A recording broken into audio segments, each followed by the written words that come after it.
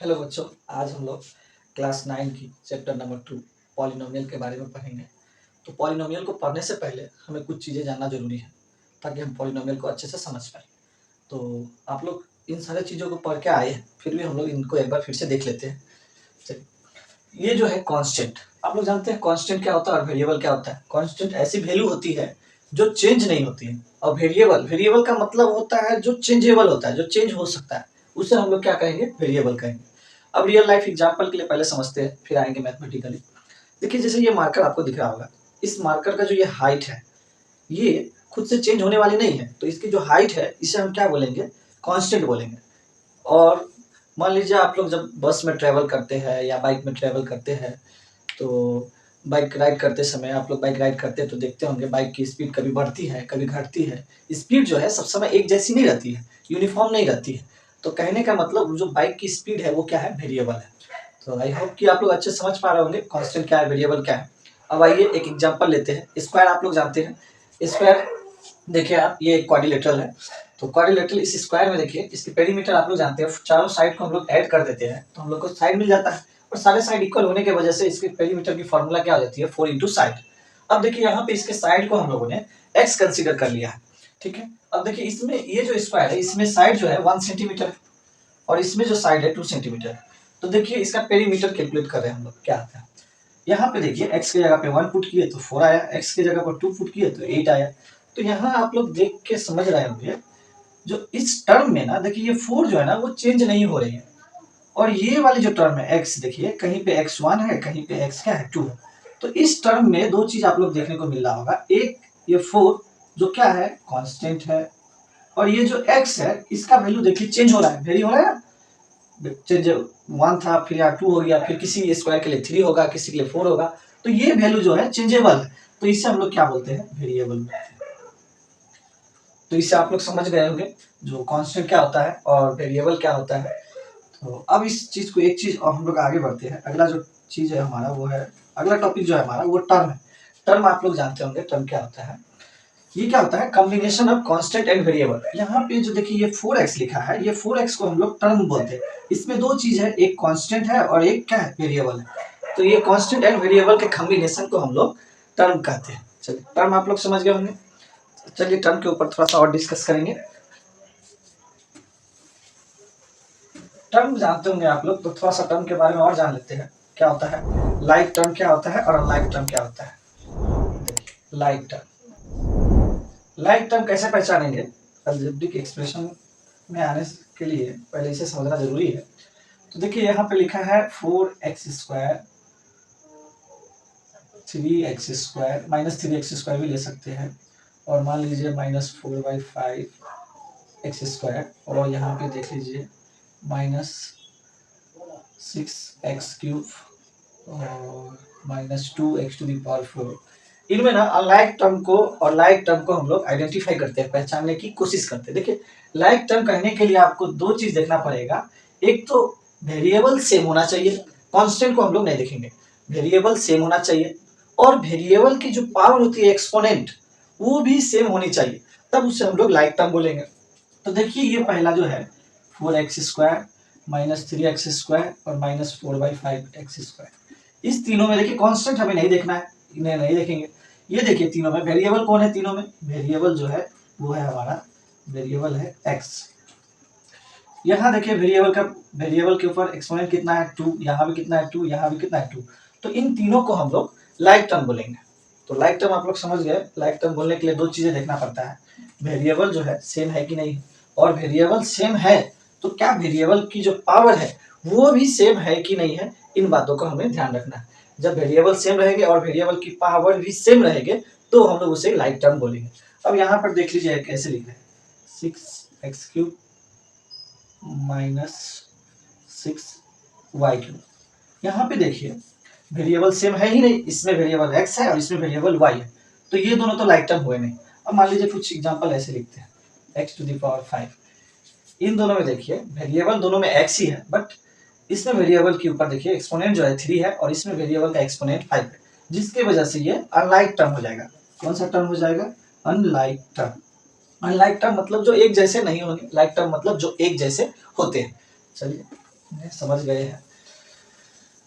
अब टर्म के ऊपर ऑपरेशन समझते हैं। देखिए टर्म, सिंगल टर्म जानना जरूरी है, क्योंकि जब भी हम लोग पॉलिनोमियल को सॉल्व करेंगे, पॉलिनोमियल की वैल्यू निकालते हैं या अलजेब्रिक एक्सप्रेशन को सॉल्व करते हैं, उस समय हमें टर्म को पहचानना पड़ता है, कौन सा सिंगल टर्म है, कौन सा लाइक टर्म है, कौन सा अनलाइक टर्म है, क्योंकि उसके बाद ही हम लोग उनका ऑपरेशन कर पाते हैं। तो जैसे एक टर्म लिखा हुआ है, मान लीजिए 2x और 3x, देखिए ये और ये दोनों क्या लाइक टर्म है, तो इनका एडिशन हो सकता है, इनका सब्ट्रैक्शन भी हो सकता है, इनका मल्टीप्लिकेशन भी हो सकता है।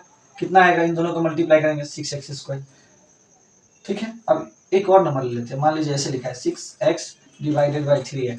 इनका डिवाइड हो सकता है कि नहीं हो सकता, चलिए चेक कीजिए। तो देखिए ये x x कैंसिल, तो यहाँ पे कितना आया 2। तो ये जो सारे हैं, इन दोनों को हम लोग अलग अलग टर्म नहीं बोलेंगे, क्योंकि दोनों टर्म को हम लोग पहले ऑपरेट करेंगे। ऑपरेट करने के बाद जो रिजल्ट आएगा, देखिए ये रिजल्ट आया, ये सिंगल टर्म है, तो इन दोनों को दो अलग अलग टर्म नहीं बोलेंगे।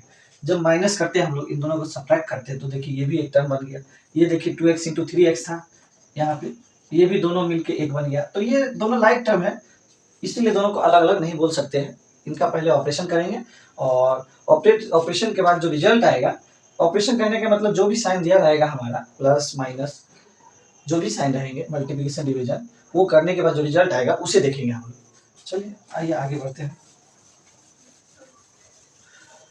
तो अब आप लोग टर्म समझ गए हैं, तो टर्म समझने के बाद हम लोग जाते हैं एक्सप्रेशन के ऊपर। अलजेब्रिक एक्सप्रेशन क्या होती है? अलजेब्रिक एक्सप्रेशन क्या होती है? जब सारे टर्म को हम लोग ऐड कर देते हैं, तो उसे हम लोग क्या बोलते हैं? ऐड नहीं बोल सकते, दो साइन, दो ऑपरेशन हो सकते हैं, एक तो एडिशन होगा और दूसरा जो होगा सब्ट्रैक्शन होगा। ऐड भी कर सकते हैं, सब्ट्रैक्ट भी कर सकते हैं। जब सारे टर्म को ये दो साइन से हम लोग प्लस और माइनस के साइन से रिप्रेजेंट करते हैं, कलेक्ट कर देते हैं एक साथ, तो उसे हम लोग क्या बोलते हैं? अलजेब्रिक एक्सप्रेशन बोलते हैं। आइए एक एग्जाम्पल से समझते हैं। देखिए ये एक टर्म है, ये भी एक टर्म है, ये सारे क्या है? टर्म है। ये भी टर्म है, ये भी टर्म है, ये भी टर्म है। देखिए कहीं पे हम लोग प्लस लगा रहे एडिशन का साइन, कहीं पे माइनस का साइन लगा रहे, कहीं पे एडिशन लगा रहे।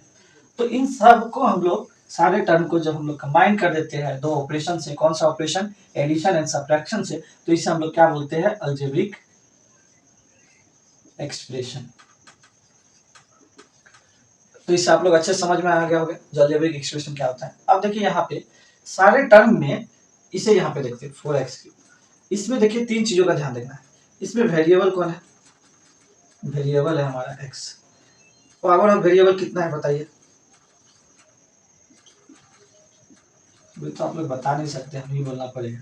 पावर ऑफ वेरिएबल कितना है? देखिए ये वेरिएबल x है, x के ऊपर पावर 3 है, तो पावर ऑफ वेरिएबल कितना होगा? 3। यहाँ पे कांस्टेंट कितना है? तो देखिए कांस्टेंट कितना है यहाँ पे? 4। तो ये किसी भी टर्म में आप लोगों को ये पहचानना आना चाहिए, वेरिएबल क्या होती है, वेरिएबल की पावर क्या होती है, और वेरिएबल के साथ बाकी जो भी होती है उसे हम लोग क्या बोलते हैं? कांस्टेंट। और इसी कांस्टेंट को हम लोग एक और नाम से बोलते हैं, आप लोग शायद जानते होंगे इसे, इसे हम लोग कोफिशिएंट भी बोलते हैं। अब यहाँ पे देखिए इस टर्म में, ये हो गया कांस्टेंट, ये हो गया वेरिएबल, ये x की कोफिशिएंट है 4। यहाँ पर देखिए कांस्टेंट कितना हो गया? कांस्टेंट हो गया हमारा, साइन को भी आप लोग लिखेंगे -3/2। और यहाँ पे वेरिएबल कितना हो गया?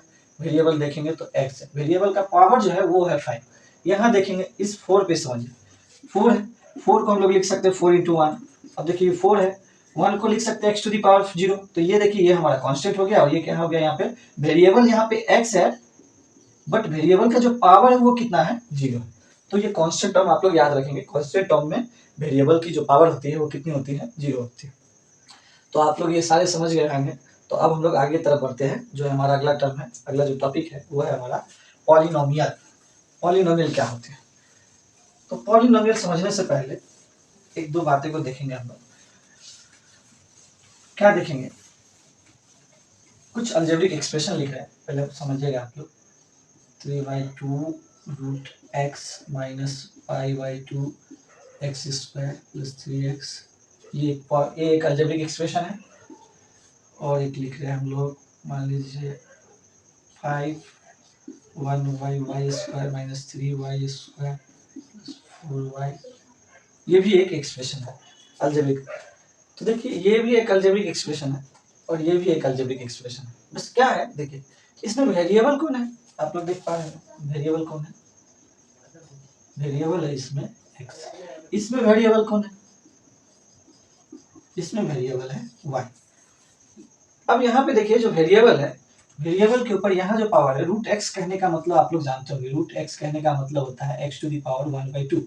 यहाँ पर वेरिएबल के ऊपर पावर 1/2 है, यहाँ पावर देखेंगे 2 है, यहाँ पावर देखेंगे 1। यहाँ पे अब इस चीज को समझते हैं, हम लोग जानते हैं, इसे यहाँ लिखते हैं a to the power 1/a to the power n को हम लोग लिखते हैं a to the power minus n। आप लोग पढ़ के आ चुके हैं, एक्सपोनेंट वाले चैप्टर में है ये। तो यहाँ देखिए ये 5 है, 1/y² को क्या हम लोग ऐसे लिख सकते हैं, और इसलिए ऊपर जाएगा तो एक्सपोनेंट नेगेटिव हो जाएगी। और ये देखिए 3y² 4y, क्या देखिए तो क्या ये दोनों लाइक टर्म है, क्या इसे लाइक टर्म बोल सकते हैं, नहीं इसे लाइक टर्म नहीं बोलेंगे, क्योंकि देखिए इनका वेरिएबल तो सेम है। लेकिन इस बात का ध्यान देंगे, इसका जो यहाँ पे जो पावर है एक्सपोनेंट देखिए यहाँ पे -2 है, यहाँ पे कितना है 2 है, दोनों सेम नहीं है, इसीलिए ये दोनों लाइक टर्म नहीं होंगे। लाइक टर्म कहने का एक ही कंडीशन है, वेरिएबल सेम होना चाहिए और वेरिएबल की पावर भी सेम होना चाहिए। यहाँ पे देखिए वेरिएबल y है, जिसकी पावर कितनी है -2, यहाँ वेरिएबल y है पावर कितनी है 2, यहाँ वेरिएबल y है पावर कितनी है 1। तो देखिए ये भी हमारा एक अलजेब्रिक एक्सप्रेशन, ये भी है और ये भी है। लेकिन इसमें क्या हो गया, देखिए वेरिएबल जो है इसमें पावर जो आया ये क्या आ गया फ्रैक्शन, और यहाँ पे देखिए जो वेरिएबल का पावर है उसमें क्या आ गया नेगेटिव नंबर। तब जो है ऐसे कंडीशन में ये जो अलजेब्रिक एक्सप्रेशन है और ये जो अलजेब्रिक एक्सप्रेशन है इसे हम लोग पॉलिनोमियल नहीं बोलेंगे। पॉलिनोमियल भी एक टाइप के अलजेब्रिक एक्सप्रेशन होते हैं, लेकिन उसमें कंडीशन क्या होती है, जो वेरिएबल होंगे पॉलिनोमियल के या अलजेब्रिक एक्सप्रेशन के जो वेरिएबल होंगे उसकी जो पावर है एक्सपोनेंट है वो फ्रैक्शन नहीं होना चाहिए, और दूसरी बात नेगेटिव नहीं होना चाहिए। इस बात का हम लोग ध्यान रखेंगे। और सबसे बड़ी बात देखिए इसमें कहीं पे हमने जीरो नहीं लिखा है। तो पॉलिनोमियल पढ़ते समय हम लोग पॉलिनोमियल को जब डिफाइन करेंगे तो ये जीरो वाले टर्म को नहीं लेंगे, क्योंकि जीरो वाले टर्म में कुछ अलग ही इनका केस है, इनको आगे हम लोग समझेंगे। तो आइए अब हम लोग पॉलिनोमियल के ऊपर चलते हैं। तो आप लोग समझ में आ गया ऐसे अलजेब्रिक एक्सप्रेशन जिसमें क्या होंगे पावर जो है फ्रैक्शन में नहीं हो सकते हैं और पावर जो है नेगेटिव नहीं होंगे, तो उससे हम लोग पॉलिनोमियल बोलेंगे। देखिए यहाँ पे ये अलजेब्रिक एक्सप्रेशन तो है लेकिन ये पॉलिनोमियल नहीं है, क्योंकि देखिए इसका जो वेरिएबल था उसका एक जगह कहीं भी एक जगह एक्सपोनेंट नेगेटिव आ गया, तो ये वेरिएबल ये जो अलजेब्रिक एक्सप्रेशन है ये पॉलिनोमियल नहीं है। ये देखिए ये जो अलजेब्रिक एक्सप्रेशन था, सॉरी ये वाला, इसमें पावर फ्रैक्शन में आ गया, तो ये भी अलजेब्रिक एक्सप्रेशन तो बोलेंगे हम लोग इसे पॉलिनोमियल नहीं बोलेंगे। ठीक है, आप लोग समझ पा रहे होंगे जो पॉलिनोमियल कैसे पहचानते हैं, कैसे आइडेंटिफाई करते हैं। अब देखिए पॉलिनोमियल समझाते हैं आप लोगों को अच्छे से।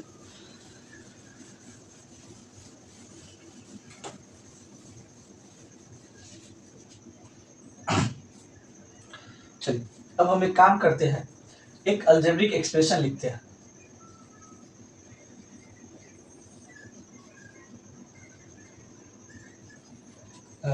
ऑफ सिंगल वेरिएबल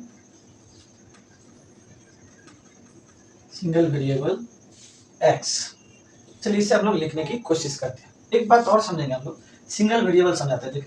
जैसे ये देखिए इसमें सब जगह ये जो एक्सप्रेशन है यहाँ भी x है, यहाँ भी x, एक ही वेरिएबल है x है, बट यहाँ पे अगर ऐसे रहे 5xy, तो ये देखिए ये एक अलजेब्रिक एक्सप्रेशन है, लेकिन इसमें ना वेरिएबल यहाँ x है और यहाँ पे वेरिएबल xy। तो कहने के मतलब हो गया इसमें एक वेरिएबल नहीं है, दो वेरिएबल, और इसमें क्या है एक ही वेरिएबल है, इसीलिए हम लोग सिंगल वेरिएबल बोलते हैं, ताकि हर जगह हम लोग जो है x का ही यूज करेंगे। तो चलिए अब हम लोग इससे लिखते हैं। तो देखिए एक अलजेब्रिक एक्सप्रेशन को पॉलिनोमियल बोलने के लिए पहले मान लेते हैं पॉलिनोमियल को हम लोग, पॉलिनोमियल का नेम जो होता है हम लोग नेम p से देते हैं, और जो वेरिएबल लेते हैं देखिए इसमें वेरिएबल क्या लिए हम लोग x लिए हैं, तो यहाँ x लिखेंगे। ये क्या बताता है, ये एक पॉलिनोमियल है और सिंगल वेरिएबल उसमें कौन है x है। तो पॉलिनोमियल का देखिए मैथमेटिकल फॉर्म कैसे होता है, इसे ऐसे लिखते हैं summation of ai x to the power i। यहाँ जो i की वैल्यू होती है ये 0 से लेके n तक जाएगी, 0 से लेके n तक जाएगी। अब ये क्या होता है, चलिए इसे लिख के दिखाते हैं आप लोग। इसे समझने से पहले ना एक चीज और आपको समझाते हैं। जैसे मान लीजिए 7 है, तो 7 से छोटा नंबर कौन हो गया 6, इसे हम लोग लिख सकते हैं 7 - 1। फिर बाद उसके बाद जो नंबर है वो उससे छोटा नंबर कौन है 5 को हम लोग क्या लिख सकते हैं 7 - 2। जब इसे हम लोग छोटा करते जाएंगे तो आप लोग देख रहे हैं लास्ट में हम लोग कहाँ पहुंचेंगे 3210। तो जब नंबर आती है तो पहचानना अच्छा होता है, आसान होता है, लेकिन जब यहाँ पे अल्फाबेट डाल देते हैं तो बच्चों को प्रॉब्लम नहीं होता। देखिए n है, n से छोटा कौन होगा, n-1 उससे छोटा होगा, n-1 से छोटा कौन होगा, n-2 होगा, n-2 से छोटा कौन होगा, n-3।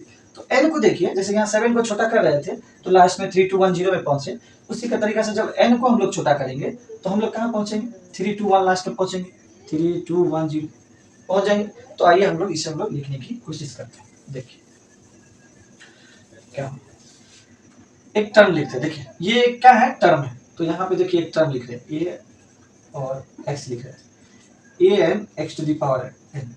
अब देखिए सॉरी यहाँ पे एन हो गई। एन से छोटा नंबर कौन सा होगा, तो देखिए एन से छोटा नंबर आप लोग जानते हैं n-1 होगा, तो फिर यहाँ ए लिखिए, यहाँ एक्स लिखिए, यहाँ लिखेंगे n-1, यहाँ लिखेंगे n-1, सॉरी n-1, फिर अगला टर्म लिखेंगे ए, उससे छोटा कौन होगा, n-1 से छोटा n-2 होता है, x to the power n-2।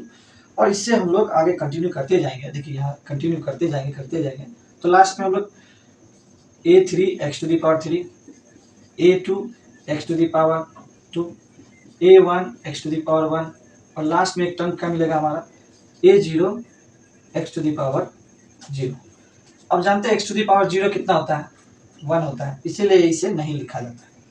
तो देखिए ये एक पॉलिनोमियल है, पॉलिनोमियल को ऐसे बोलते हैं, p एक पॉलिनोमियल है जिसमें सिंगल वेरिएबल x है, और ये सारे क्या है, टर्म है। इन सारे टर्म को हम लोग क्या कर दिए हैं, कंबाइन कर दिए। अब यहाँ पे समझिएगा, सारे टर्म को एक एक चीज को समझते हैं। यहाँ पे an-1, an-2, a2, a1, a0, ये सारे क्या है, ये सारे क्या है, आप लोग देख पा रहे हैं, सारे क्या है, कोफिशिएंट है। कोफिशिएंट है, किसके कोफिशिएंट है, ये an किसके कोफिशिएंट है, x to the power n के। an-1 किसका कोफिशिएंट है, x to the power n-1 के। an-2 किसका कोफिशिएंट है, x to the power n-2 के। उसी प्रकार से ऐसे डॉट डॉट अप कर दीजिए जैसे यहाँ किया हुआ है। फिर देखिए यहाँ 2 से शुरू हुआ है तो आप बोलेंगे x टू दी पावर 2 के कोफिशिएंट है, ये किसकी कोफिशिएंट है, x टू दी पावर 1 की, और ये किसकी कोफिशिएंट है, x टू दी पावर 0।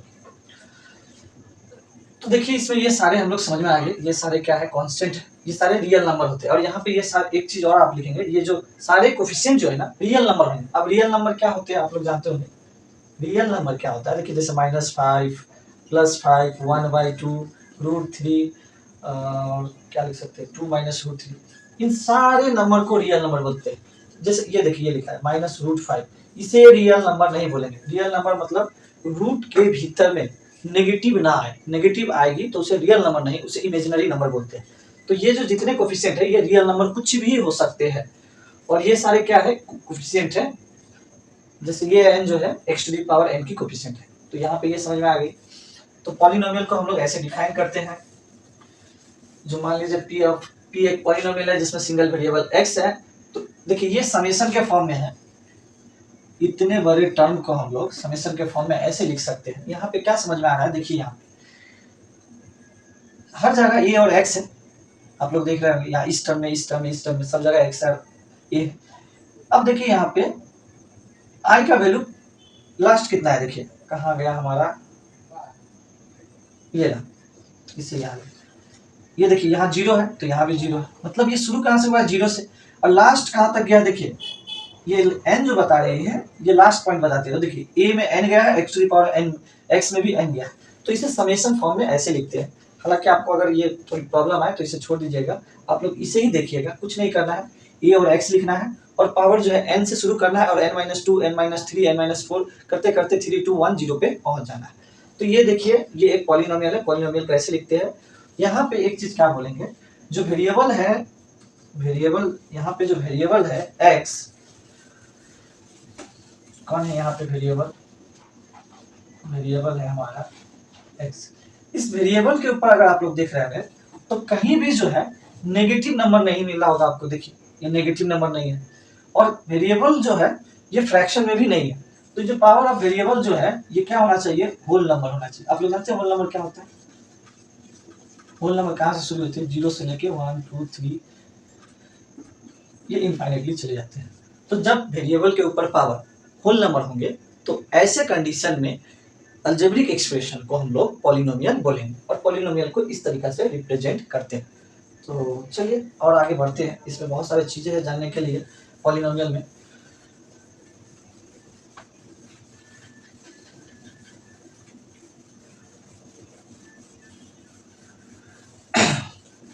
अभी तक हम लोगों ने क्या पढ़ा है? पॉलिनोमियल क्या होते हैं? पॉलिनोमियल एक अलजेब्रिक एक्सप्रेशन होती है जिसमें वेरिएबल की जो पावर है वो होल नंबर होने चाहिए, नेगेटिव या फ्रैक्शन नहीं होनी चाहिए, तो उसे हम लोग क्या बोलेंगे? पॉलिनोमियल बोलेंगे। अब पॉलिनोमियल समझ गए हैं तो मान लीजिए डिग्री क्या होती है, डिग्री समझते हैं। तो डिग्री हम लोग समझने के लिए यहाँ पे ये देखिए, डिग्री क्या होती है? Maximum power of variable is called degree of polynomial. इसे लिखेंगे तो वीडियो की लेंथ लंबी हो जाएगी, इसे लिखना नहीं लिखते समझाते हैं। डिग्री क्या होती है? देखिए, जो वेरिएबल होती है, वेरिएबल की जो मैक्सिमम पावर होती है उसी को डिग्री कहते हैं। जैसे मान लीजिए हम एक लिख रहे हैं 5x⁻6 6x² x⁴ x³ 2x +5। देखिए इसमें वेरिएबल कौन है? x। वेरिएबल कौन है? x। और वेरिएबल में मैक्सिमम पावर देखिए कहाँ पे है? यहाँ देखिए ये x⁻6 मैक्सिमम पावर कितना है? 6। तो इसकी जो डिग्री होगी, ये जो पॉलिनोमियल है इसकी डिग्री कितनी हो जाएगी? 6। तो डिग्री समझ गए आप लोग। डिग्री के लिए क्या करेंगे? वेरिएबल को देखेंगे, वेरिएबल की जो मैक्सिमम पावर होगी उसी को आप लोग क्या बोलेंगे? डिग्री बोलेंगे। तो पॉलिनोमियल की डिग्री आप लोग बता सकते हैं किसी भी पॉलिनोमियल की।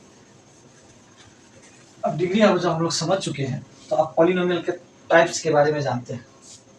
एक चीज और करते हैं, देखिए जब गिवन है, गिवन क्या है? गिवन है डिग्री, गिवन है डिग्री बोला है इसका 5 है और बोला कि पॉलिनोमियल को लिख के दिखाइए और पॉलिनोमियल को लिख के दिखाइए। तो हम लोग क्या बोले? एक वेरिएबल, एक पॉलिनोमियल लिखेंगे जिसमें वेरिएबल किसको लेंगे? x को। अब देखिए डिग्री 5 है तो आप समझ जाएंगे तो x की मैक्सिमम पावर क्या होगी? 5। अब 5 मैक्सिमम हो सकते हैं, उससे बड़ी नंबर नहीं होनी चाहिए। तो यहाँ पे देखिए ऐसे लिख देंगे a⁵। 5 से छोटी कौन होगी? x⁴ तो यहाँ लिखेंगे a4। फिर यहाँ पर देखेंगे a3 x3। फिर आगे इधर लिखते हैं a2 x⁴ a1 x⁴ और लास्ट में क्या लिखेंगे? a0 x⁴ और x⁴ 1 होती है तो ये ऐसे लिखते हैं। तो अगर आपको डिग्री दिया है और पॉलिनोमियल लिखने बोले तो आप इस तरीका से पॉलिनोमियल को लिख लेंगे। अब यहाँ पे देखिए अगर इसकी डिग्री 5 है तो ये जो a5 है ये 0 नहीं होनी चाहिए। क्यों ऐसा बोलते हैं? अगर आप इसको 0 रखेंगे तो देखिए ये 0 × x⁵ ये करके कितना हो जाएगा? 0। जब ये 0 हो जाएगा तो देखिए ये आप एक पॉलिनोमियल तो है लेकिन इस पॉलिनोमियल का डिग्री कितना हो जाएगा? 4। समझ में आ रहा है? तो इसीलिए ये जो है 0 नहीं होना चाहिए। अगर ये 0 होता है तो पॉलिनोमियल का डिग्री ही क्या हो जाएगा? चेंज हो जाएगा। इसीलिए कहीं पे देखेंगे आप लोग, देखेंगे जो पॉलिनोमियल को डिफाइन करते समय इस तरीका से लिखा जाता है। तो आप लोग डिग्री समझ गए अच्छे से, डिग्री दिया रहेगा तो आप लोग पॉलिनोमियल भी लिख लेंगे। अब देखिए पॉलिनोमियल में, पॉलिनोमियल के टाइप्स पढ़ेंगे, क्या टाइप्स होते हैं। जब पॉलिनोमियल में, बहुत आसान है ये, जल्दी जल्दी से कवर करते हैं।